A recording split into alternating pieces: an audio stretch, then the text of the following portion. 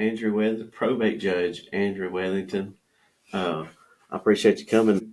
Been friends for a long time. Long time. Went to school together. How long have you been in office now?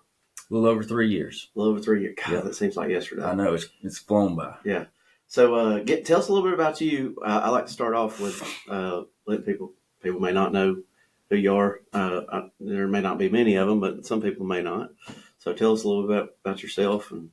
So I've been right here in St. Clair County. Grew up here, went to school here. We graduated together, and worked here basically in St. Clair County from the time I got out of school till just recently when I took this job, and then I got the appointment 3 years ago, and then we ran last year. Yeah. So successful campaign. It was good. It was good. So I believe it's been 20 years since high school. This is 20 years. I don't know if did you know that we're on year 20 now? That is crazy. Yeah, I know. I can't believe that we've been going that long.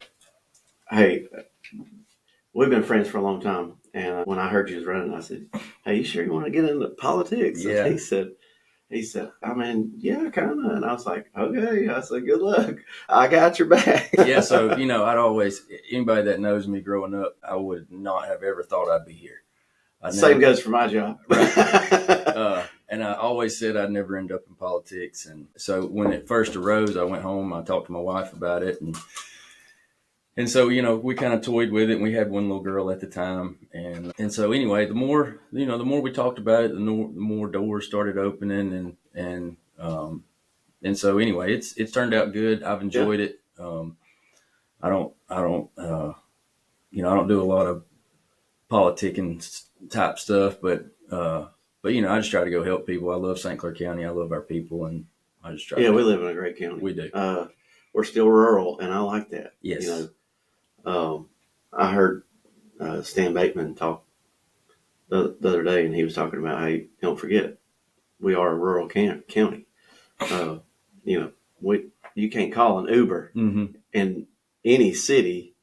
I don't know. I mean, maybe Pell City might have a few of them, but you can't pull up your Uber app and see Ubers running around everywhere. Right. So until that, we're still rural. Yes. And you got to remember that. And so I wanted to have you on today because I try to have resources for the county, municipal. Yeah, I do the show mainly for our Moody folks, but people from all over the county have been listening and enjoying it. So I try to put that outreach to resources from the county too. And a lot of people don't look at probate as a resource. I do. I know the ins and how things work and what it all entails. Most people just think tags, right? But tell us a little bit about like the other things that you do, and then we'll talk about those things. So the probate office is very broad. Of course, we do the tags. We also keep up with all the public records for the county, mortgages, deeds, power of attorneys, things like that. We also do adoptions. We handle people's end-of-life affairs, whether it's a will or an administration, condemnations. So, if there's a utility company or something that needs to go through a piece of property some way, we handle those condemnations. The elections, that's a big part about every 2 years or so. And so it's just very broad, but it's fun. So you don't kind of get bogged down with one thing. Yes. Something else is always, and then we got the probate, other parts of the probate court, but it's some of those things. And I'll touch on one is when you said, end of life affairs, wills. Mm-hmm. Okay. Had somebody ask me that knew you were coming on. What makes a will? Like, let's say a parent passes away, right? And they had a will wrote and they just wrote it and put it in the safe. Is that a legal binding will or not really? So to make it self-proving, it has to be signed by 2 witnesses and notarized. So it's 2 people other than you. Yeah. So the person writing it has to sign it, obviously. Yeah. But then it has to be signed by 2 witnesses and notarized. And if you don't know, for people listening, the notary won't sign it unless they see everybody sign it. That's right. So everybody's got to be present. Yes. But I would always suggest going through a lawyer. But some people may not have that kind of money. May not can have that resource, but I did want to touch on that because I think that's a good, like, hey, I can write it down, but it's really no good unless it gets signed and notarized. So a lot of the attorneys know the language that needs to be in there to make things easier once it goes through. Because if certain language is not in there, then we have to kind of take a different course. Yeah, and it's not always the easiest course. Yeah, and so anyway, so yes, have a will. If you want to go see an attorney, we always highly suggest that. Yeah. But have something and make sure your family knows what it is. Make sure everybody understands and where it is. And where it is. Yeah. Yeah. I mean, it's not fun to talk about that, but I mean, it's part of it. I mean, there's always an end date. So another thing is mental health. I think a lot of people does not know that mental health, for the majority of mental health, is dealt through probate office. And mental health for law enforcement right now is sky high. Like, I mean, it is everything right now. Everything ties back to mental health is what on our end is what we're seeing. Yeah, there's drug use, and that obviously has some play in your, Sure. in like they're starting to merge a little more, but people try to run them separately. So touch about mental health a little bit. Yeah, so the mental health thing is a big issue locally across the state and probably nationwide, but we hear a lot about what's going on across the state. And so mental health is a big issue. And, I was at a function the other day and we were talking about, people being broken and hurting, but, really we all are broken and hurting to some extent. We've all got issues. We've all got struggles and some people's are greater than others. And so, you can end off down in one of these bad places that you don't want to be. And so, and then there's the drug use involved, or could be, or could not be. And so they've made a few changes. As far as the probate court goes, we're really the last resort. It's always better if you can get your family member to the doctor. It's always better if you can get them checked out, if you can get them to go voluntarily, because then they'll get a personal psychiatrist or a personal doctor. Not one that I say you got to go see. Right. Yeah. Yes, because we kind of have to use who we have to use. Yeah, and I'll say this. I was in law enforcement when this happened. So probably I referred to this 12 years ago, but I've been referring to it 12 years ago for probably 5 years now. So it's probably been more like, 15 years ago. And those who's ever been to the University of Alabama will know this when I'm saying this, is that big building that's the Welcome Center now used to be a mental hospital, right? They saw all kind of inpatient, outpatient stuff there. There was some in Decatur. There was some here. The state nixed them. They were gone in a day. They were gone, just obliterated. The funding gone, people not working there, people still on premises that were there. I saw it, that were there seeking treatments when the workers just left. So the funding for that is not what it used to be, probably. And so we're handling it on a county level. We're still relying on state funded programs out there.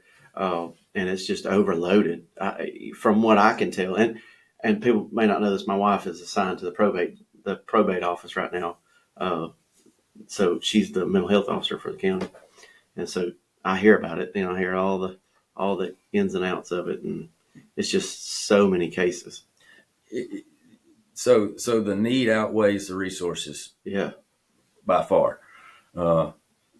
Your wife works in the probate office. She sees it every day. Yeah. My wife's a school counselor. She sees it every day. She's tried to commit me like 3 times already since she's been over there. No, I'm just kidding. Yeah. I'm kidding. She really. So it's a big issue. And then, my dad's also handles the mental health court and the circuit court. And so he sees it every day. And the need certainly outweighs the resources. Now, I know the county's making strides at getting more resources, and I know the state's turning loose of some money to get some more resources. We work with Eastside Mental Health in Pell City. They're great. I've heard good things. They really do a good job and help us. And a lot of the local hospitals are helping us, and everybody's trying to do all they can. But it's just not enough. There's just not enough. There's just not enough. And that's what I don't. So, going back, we had the war on drugs. We had there's always these themes within law enforcement. Like, we're going to do this, and this is I think the next one, this got to be mental health. Like, we've got to shift focus to mental health. Mm-hmm. I think resources have to be put into it because, look, police work is a dumping ground. It always has been. Hey, we don't know how to deal with this. Let's just, hey, the police will handle it when they need to. They'll call the police. They'll handle it. That it just has been that way. It's always been that way. But it's getting overwhelming, and you're seeing a lot more bad end results from it because everybody sees everything. I don't think that it's necessarily so much higher than it used to be a long time ago. Now just everybody sees it. But I think you can attribute most of these really bad situations that we see, and we look on Facebook with body cameras and all that stuff. Most of them can be attributed to mental health. Like there's some type of crisis going on right now, and I don't know. You know, there's so many classes like my wife goes to law enforcement wise to recognize it, but not every cop.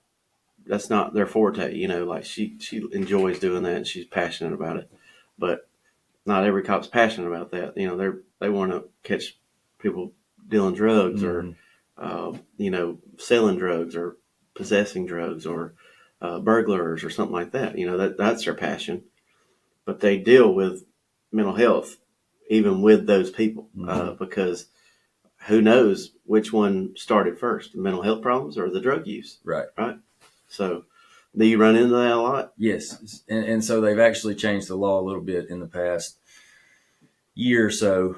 Used to, if there was any substance abuse at all, it got kicked out of the probate court. Okay. But now they've kind of let it overlap a little bit because there's so much. There's so much of it. And who knows what started it. Right. You know, whether they were a drug user first and then, you know, mental health came on or whether mental health caused drug use. So, you know, I don't know. It's a hard thing to talk about, but most people have some family member that, I mean, within two people that they can go and say, hey, you know, I've dealt with it with this family member, right? Drug use or mental health. And usually they coincide. Yes. You know, and I think that's a good thing that they're trying to, you know, I don't want it to overload people because there are people that seek out on their own to get help, right? And I don't want, you know, I don't want you kind of don't want the drug use and the stuff to overcloud the people that really are using that resource. But I mean, if you're not doing anything about it, you know, it's just going to grow and grow and grow until it's an epidemic. So that's where Eastside is very, very, very good and very helpful. I mean, they do a lot of treatment plans, but they're also real good at figuring out, okay, is this just a drug, a substance abuse problem, or is it a mental health with substance abuse, or is it just purely a mental health issue? Yeah. So let's say, for instance, and for a term we call a committal. I'll use a committal, right? And what that term means is that basically I'm trying to relate it to what that is basically it's an order from you as a judge saying that you are to have to seek help through mental health process, correct? Is that yes, pretty much sum it up? Yeah, so somebody will come and file a petition that their family member's sick or their family member's in crisis, and there's a threshold you have to meet. Yeah. And if you meet that threshold, and then we can sign an order to where law enforcement will go pick you up and take you to Eastside and have you evaluated. And then Eastside will tell us, you know, look, this person's in crisis, this person's on drugs, this person's in crisis and on drugs, or whatever the case is. And then at that point, you know, based on their recommendation, you know, that person may be hospitalized for some period. Is this a physician at some point involved in the process? Yeah, that commitment is done by a psychiatrist. I'm sorry, that committal order, the evaluation. Was done is done by a psychiatrist at Eastside. All right. And so then after that, you know, they'll if the person is in crisis and potentially going to harm themselves or somebody else, then they'll recommend hospitalization. And so they'll go, and within 7 days of getting to the hospital, we have to have our first probable cause hearing. And then based on the recommendation, they may stay another week, get out after 7 days, may stay 2 more weeks. Yeah, and I think that process may be to like, hey, if they need to be medicated, that time frame, and that, hey, look, totally different people sometimes. Yes. Completely different people. I've personal experience here, not speaking to just general term, personal experience from people that I've seen. Mm-hmm. Completely, 7 days can make a life-changing impact. Whether you harm yourself or not, right? Impact. Yeah, it's amazing when you see somebody on in the beginning, and then you see them 7 days later, 14 days later. 99% of the time, it's a drastic turnaround. Yeah, that's cool. I mean, that's a great thing. Like, and you get to see that. Yes. So talk about, we'll move off of that subject because it is kind of a dark path of probate now, but I'm glad it's there, for the county. And I think you guys do a phenomenal job. Thank you. I think my wife talks very highly of everybody at your office, says that everybody's so professional and they do a great job of that stuff. And because I think that's probably one of those, like that's you got the great thing, like adoptions are the wonderful side of it. So you get to see that families get formed and you get to be involved with that. And I think everybody loves that. That's the highlight of the job. That's right. And then you have the other side, that mental health and probably elections. I'm just kidding. I kid. And hey, we had this. So you can't just go and commit your spouse. Okay. Contrary to popular belief. I told you when we were talking about this, I say, hey, I do want to explain the process, but I don't want husbands going down there and say, my wife's crazy. I need her to go. Yeah. That's not, you get screened. So, yeah. And it's very serious because, at some point you're making somebody do something they don't want to, and you're kind of, taking their rights away for a few minutes. That's right. Or 7 days or 14 days. So it's a very serious thing. Yeah. And we try to, take it very, very serious because, again, I put myself in those shoes if somebody walks up to my door. Yeah. Oh my gosh. I talk, my wife goes out there to the house and I'm like, you're about to tell somebody like, hey, that you're going in and, whether you like it or not. That's a tough thing to do. We tell people that all the time. Yes. But that's usually because of their actions that they did right in front of us or that somebody said that they did that's bad enough that we have to take them out of society for a few minutes, right? Time out, an adult timeout, right? But that's kind of totally different, it's totally different. But so is there something that you want to talk about, maybe something that happens here every once in a while? Mobile tag clerk. The mobile tag clerk. Yeah. Mobile tag clerk. It's been going, we put it into action about a year ago. Wednesdays is at Springville City Hall.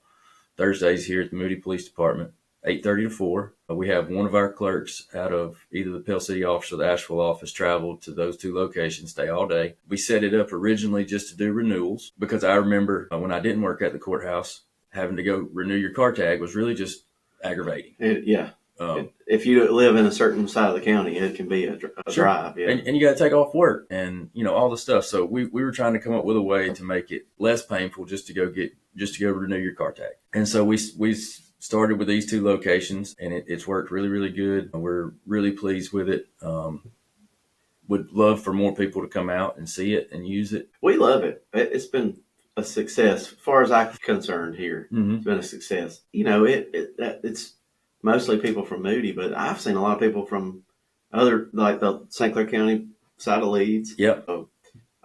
And so if you live in Pell City, you can come to Moody and renew your tag. Yeah. It's still just like a county office anywhere in the county. Yeah. If you live anywhere in the county, you can go to any of our locations, Moody and Springville included. Yeah. And renew your tag. And for those who don't know, it's in our building here at the police department. It's upstairs. They got their own little window. You just Very nice. nice. Ride the elevator, and it's it worked out perfect. When you came up with that idea, and then kind of got with Joe Lee, the mayor, and we sat down and talked about it. I was like, man, this is like a perfect opportunity. I said, because I don't have anybody filling that space upstairs that we built. And it's set up perfect. Like it's like the window. And I said, yeah, of course. I mean, who would say no to having a resource in your city, Right. And so we've been really proud of it. We like it. I know the mayor, he speaks very highly of it. He loves being able to renew his boat tax there. Absolutely. Yeah. And so can you do, like if you purchase a new car though? All right. So it was set up originally for renewals. Now we got all the equipment, just like the tag office in Pell City or Asheville. We got all the equipment there. So we set it up to do renewals to fast pace everything so that, if you had to take off work or you just had to run over here on your lunch, that you weren't going to be here a long time. Yeah. Now, if you get here and nobody's here or the line's kind of short or whatever, we're going to do everything we can to help you. If you don't need a specialty plate, we got 400 different car tags. So we don't have 400 different car tags here. Yeah. You don't have the big car tag wall. Yeah. So we got, the 59 tags and the God bless tags and the highly used stuff. Yeah. So if, you go buy a new car, chances are you can run by here. There'll be plenty of time. We'll get it registered and get you a tag. Oh, that's awesome. Move on. So I had a list of stuff I wanted to make sure we covered. And I think we've covered a lot. It just blows my mind how much stuff y'all actually handle, like talking about the elections. That's every polling station in 30 polling stations throughout the county. Now, I've heard some rumblings about the changing of your polling stations. And I've heard people complaining a little bit about it. But that wasn't us. We didn't change the lines. So I know, I think I moved too, maybe. I can't remember. But some people, their polling station changed. So I've only heard of one case, and so when they did draw the lines many years ago, and that was before my time, and that maybe, that they had an area that was kind of left out of somebody that should have moved from one location to the other. But they're just, the board of registrars are working on that to kind of get everything cleaned up. And granted, that they got a big job. There's 3 of them for the entire county, keeping all of us where we live in the right spot and all that. So, but the county commission has to change the lines, and they've not done that. And so nobody really got changed. They made that we know of. So I know one lady that got changed, and it just got changed because really she was supposed to be voting here, and she was voting next door. Oh, okay. And so I mean, it was just really just procedural. It didn't change anything about who she voted for or what district she voted in or anything like that. Usually we don't have to drive far. I feel like they have plenty of polling stations. Like I know last year when we had that hiccup that there were so many polling stations. That's what took so long, is getting things around to the polling stations. It wasn't really that. I mean, y'all had fixed fast. It was trying to get it from here to here, so that this one, the ballot issue, the problem was fixed pretty quick, but it was getting those out to the polling stations fixed that took a lot of time, and getting that people back into those. So and I think y'all did. I actually think you did a great job. Wasn't your fault, Well, nothing you can do about it. Right. But y'all changed course in the middle of an election and got everything fixed before the end of the day, which is pretty impressive. Yeah. And so I try to tell everybody, and the next one's going to be much better. And so I put this in the past, but I do like to brag on the county because law enforcement, everybody in the courthouse, the revenue office, our team, people in the community, everybody came together like a team, and we got through it. And the citizens, it was crazy, and we're really blessed. And I don't think you pull that off. No, I don't think so. Places. I completely agree with you. But people were just stepping up and just taking on tasks, unbeknownst to everybody else. Yeah. And so it just made it work, and it was great. And so just for that, we live in a great community. We live in a great county, and that's why it did what it did. So I commend you for getting that fixed quick. I thought that was pretty impressive, if you know how big of a deal that is, so before the end of the day. Well, look, is there anything I missed? We're going to start winding it down, but I think we covered most everything. If you need anything from the probate office, give us a call. We're there. We want to find a reason to help you. We want to help people, and that's what we're here to do. So y'all done a great job so far. We've been doing business together and grown up together, and I think y'all do a great job over there. My wife works over there, so of course, I may be biased a little bit, but I just want to say that the county has resources that you may not know about, but if you don't ask, you won't know, right? If you don't call, you don't find out. And so that's why I just kind of want to do that with this show is, hey, you get these resources right out here. Sure. Seek them out and utilize them. So if you get a lot of messages or emails or something that we didn't cover something, we'll do it again. Yeah, we'll do it again. Yeah. I really appreciate you coming on, man. I appreciate it. Yeah, I've had fun. I always have fun doing these things. They're different, and it's very easy, because it's just us talking. But we've gotten some good feedback so far, so I think we film episodes and we don't really put a date to us because the episodes drop when they drop. We just put them in the rotation that we do them. So to say what day this is going to be coming out, I don't know. But We drop every Tuesday, every other Tuesday Okay. right now. And I think we're going to start adding some more episodes. People say that they like it. So that might speed up some, Yeah. might go to every week. I don't know. It just depends on what we're going to cover. But hey, I really appreciate you coming in, and we'll do it again, I'm sure, before it's over with. Sounds good. Thanks, Thank you. man. Yep, good to see you. You too, man. Anytime.